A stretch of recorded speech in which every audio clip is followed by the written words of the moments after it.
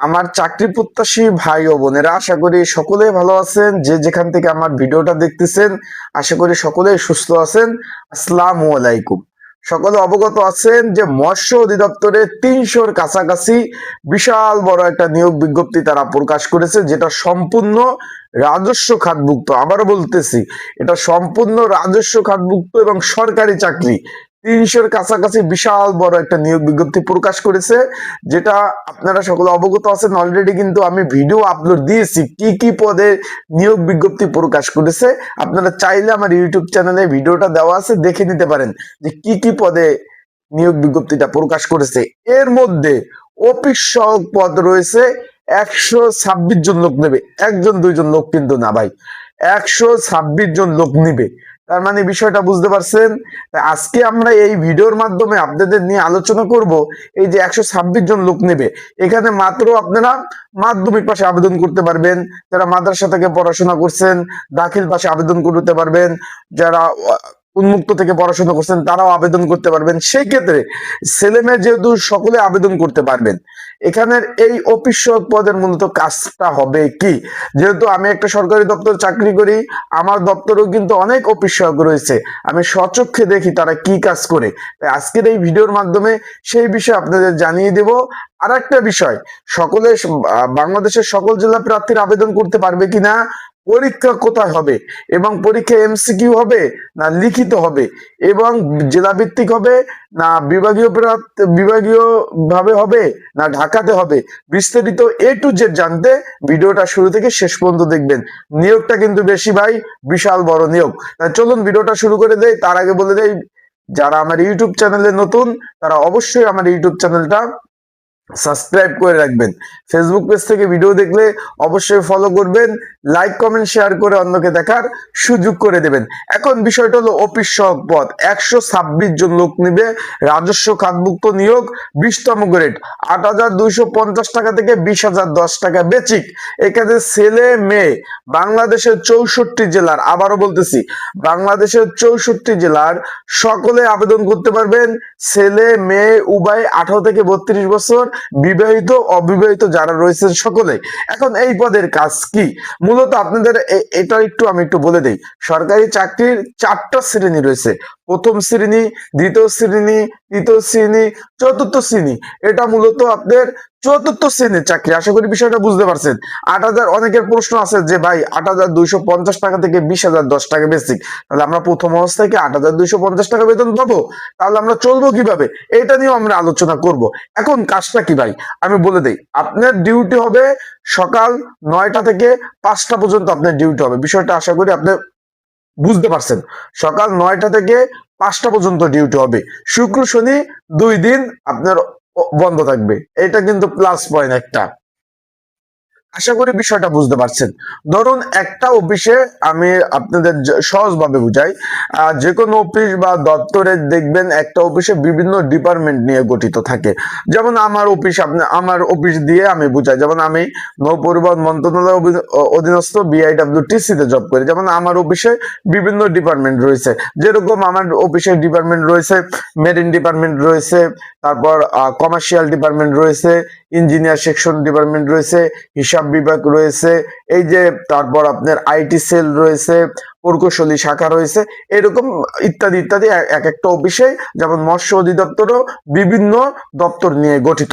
এখন উদাহরণস্বরূপ আপনার যে কোনো একটা দপ্তরে আপনার যদি রিজিকের চাকরি থাকে, আবার বলতেছি যদি আপনার রিজিকের চাকরি থাকে, আপনার যে কোনো একটা দপ্তরে আপনাকে পোস্টিং দেবে, অথবা আপনাকে DGM স্যার আছে, AGM স্যার আছে, তারপর GM স্যার আছে।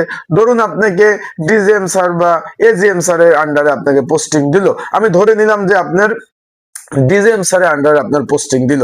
সেই ক্ষেত্রে চাকরি হওয়ার পর আপনার প্রথমে কাজ হবে 9টা থেকে 5টা পর্যন্ত ডিউটি।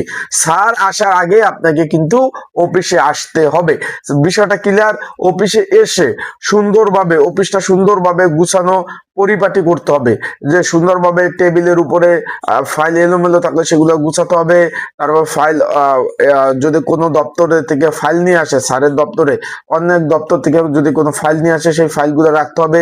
চিঠিপত্র আদান প্রদান, অন্য দপ্তর থেকে যখন একটা চিঠি নিয়ে আসবে, চিঠিটা আপনি রিসিভ করে আপনি সিগনেচার করে তারিখ দিয়ে আপনি চিঠিগুলা সব সংগ্রহ করে আপনার কাছে রাখবেন। পরবর্তীতে স্যার যখন আসবে, আবার বলতেছি, স্যার যখন আসবে স্যারের কাছে এই চিঠিগুলা দিতে হবে, স্যার এই যে এই দপ্তর থেকে এই চিঠিগুলা নিয়ে আসছে, এই আপনার চিঠি। স্যার সুন্দরভাবে দেখবে, দেখার পর অফিসিয়ালি ফাইল থাকে, এক একটা ফাইল থেকে যে এই ফাইলটার মধ্যে এই চিঠিটা তুমি রেখে দাও বা অন্য দপ্তর থেকে রেখে দাও।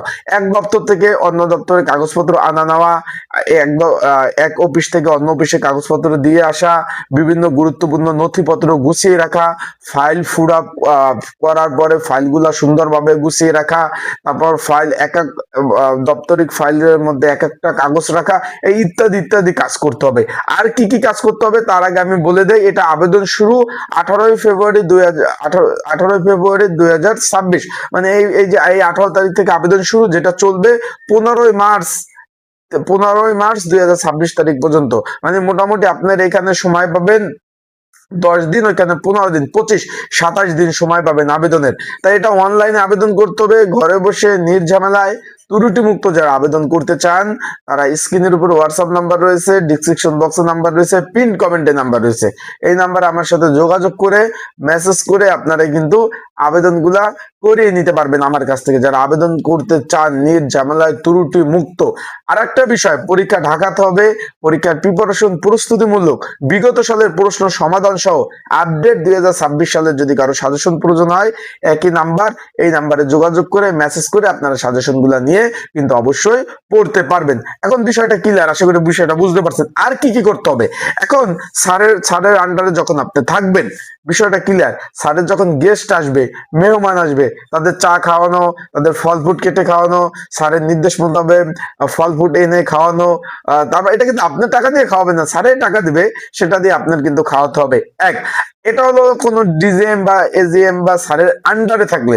যদি আপনাদের কোনো শাখায়, ধরুন মেরিন ডিপার্টমেন্টে যদি আপনার পোস্টিং হয়, বা হিসাব বিভাগে যদি আপনার পোস্টিং হয়, ধরুন আপনার এই যে মৎস্য অধিদপ্তরে হিসাব বিভাগে পোস্টিং হলো, সেইখানে কিন্তু শুধু একজন স্যারের কাজ করতে হবে না, সেখানে একটা হিসাব বিভাগ গঠিত হয়, একজন জিএম থাকবে, এজিএম থাকবে, তারপর ডিজিএম থাকবে, তারপরে এখানে উচ্চমান সহকারী থাকবে, নিম্নমান সহকারী থাকবে, কম্পিউটার অপারেটর থাকবে, তারপর আপনার এখানে বার্তাবাহক থাকবে। এদের সকলের কাজ আপনার কিন্তু এই অফিসক যে থাকবেন তার কিন্তু করতে হবে। কিভাবে কাজ করবেন, এই এক দপ্তর থেকে ধরেন ডিজিএম স্যার ডাক দিল, আপনার ডাক দিল যে আসো এই কাগজটা নিয়ে জিএম স্যারের কাছে দাও, এই স্বাক্ষর লাগবে, স্বাক্ষর করে এনে ডিজিএম স্যারের কাছে দেওয়া।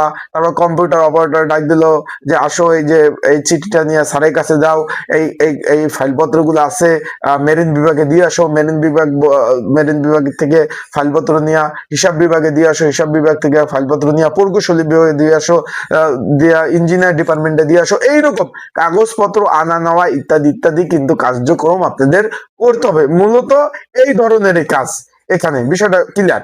এখন আপনাদের আরেকটা প্রশ্ন হলো যে ভাই এখানে যে 8,250 টাকা বেতন, এটাই কি পাবো? না ভাই, এর সাথে কি কি পাবেন আমি তো আপনাদের বলে দেই। এর সাথে বেতন বেসিক, এটা আপনাদের 8,250 টাকা বেসিক।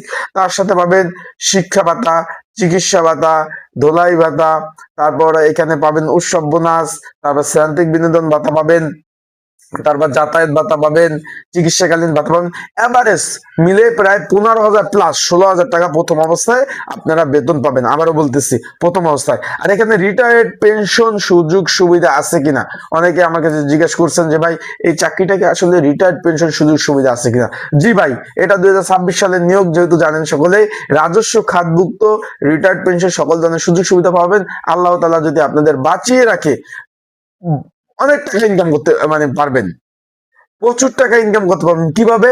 এখানে রিটায়ার্ড পেনশনে প্রায় যদি পে স্কেল পান মোটামুটি কত টাকা পাবেন, 50 থেকে 60 লাখ টাকা আপনি রিটায়ার্ড বা পেনশনে পাবেন আরো 40 বছর পরে। তার মানে এখন যদি উদাহরণস্বরূপ আপনার রিটায়ার্ড করেন প্রায়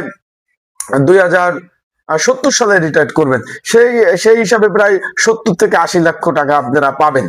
বিষয়টা বুঝছেন? তখন পে স্কেল তো অনেকগুলা পাবেন ভাই, পে স্কেল অনেকগুলা পাবেন। এই 40 বছরের পে স্কেল নিম্ন পক্ষে 5-7টা পে স্কেল পাবেন, তখন এই মিলে জিলে অনেক টাকা পাবেন। আশা করি বিষয়টা বুঝতে পারছেন। যারা রিটায়ার্ডে এককালীন কত টাকা পেতে চান বা পাবেন এই বিষয়ে অনেকে জানতে চাচ্ছেন, তাদের জন্য আমি এইটা বলতেছি।